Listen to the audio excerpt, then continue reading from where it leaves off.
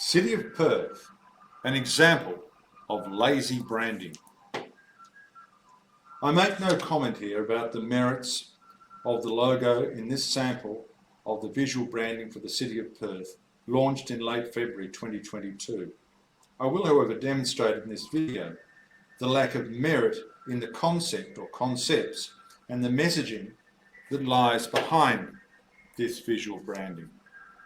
In a media release issued by the football commentating Lord Mayor of Perth, Basil Zemplis, it was suggested that the new brand for the City of Perth highlights what is unique about Perth. Whilst it would be good, indeed fantastic, if this new branding did highlight what was unique about Perth, I cannot for the life of me see how it does. What is unique about the positioning the City of Lights? New York offers a great deal more light than Perth, as do many other cities all around the world. There is nothing stunning about the light projected by Perth. And the fact that John Glenn saw these lights from space in 1969 has questionable relevance in 2022 and adds no value for potential visitors to the city. Perth's chain-wearing leader also suggested in the media release that was issued with the branding, said that the new brand reflected the Perth community, its unique landscape and its history.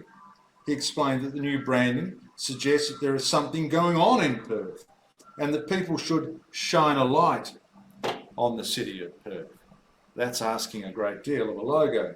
But despite that, I struggle to see any of this in either the images or the promotional material associated with the launch. I would argue that the starting point of any great brand is a great product, one that is distinctive and that exceeds, or at the very least meets, the expectations of its target markets. There is nothing about Perth that is unique, and there is nothing about Perth that could exceed anything but the lowest of expectations. Whilst the state offers visitors a great deal, I struggle to see what the City of Perth offers, even locals, other than perhaps a gateway to other parts of the state. Are they suggesting, for example, that Elizabeth Quay is an attraction? Spare me. To address the brand without addressing the product is, in my view, lazy and reflects an incapacity to address those aspects of the brand that matter most. To develop a brand that is anything but unique suggests a lack of imagination and an incapacity to think strategically. The lack of a discussion of values and personality in this brand suggests to me an ignorance of what branding is all about. This strikes me like a brand developed in isolation by people who don't understand branding and place far too much faith in their intuition and a logo, which, after all, is the least important aspect of a brand. Worse than this, the new City of Perth branding strikes me as an opportunity lost, when the council might have been strategic and might have been thinking long term. They settled for a pretty picture with no support in terms of delivery or even the capacity to deliver. The bigger question is, would the City of Lights be a place more people would want to visit and interact with? Would bringing together the concepts of community, landscape and history attract you to join the crowds, or lack of them, in the Hay Street Mall, where somewhere between 10 and 20% of the stores are empty? I suspect not. I certainly cannot see how this positioning makes Perth seem safe in the manner suggested by the Lord Mayor in his media release. I suspect he was clutching at straws.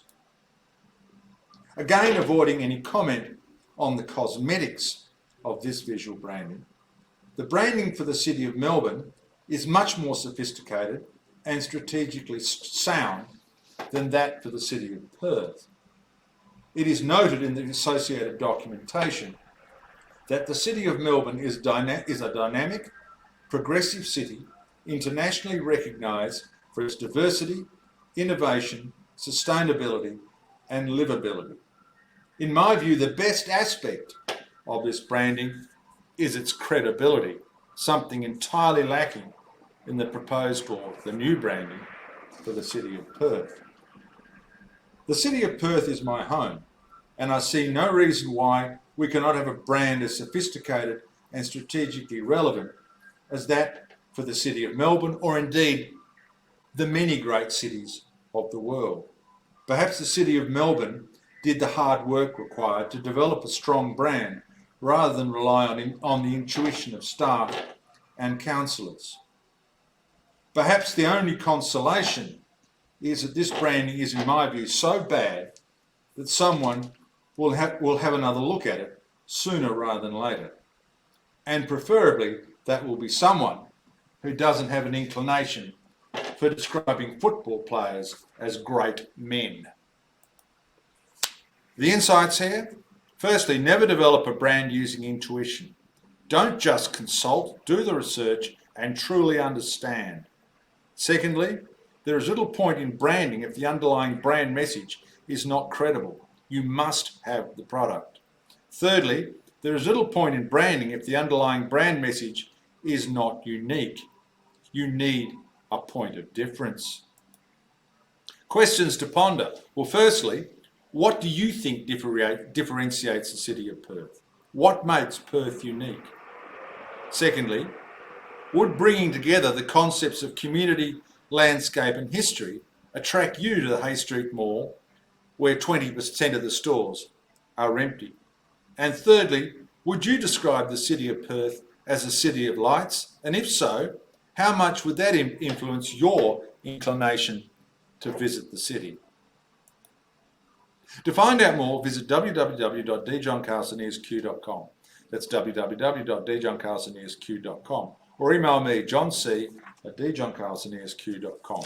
That's johnc@djohncarsonesq.com. I'm John Carson. Thanks for listening.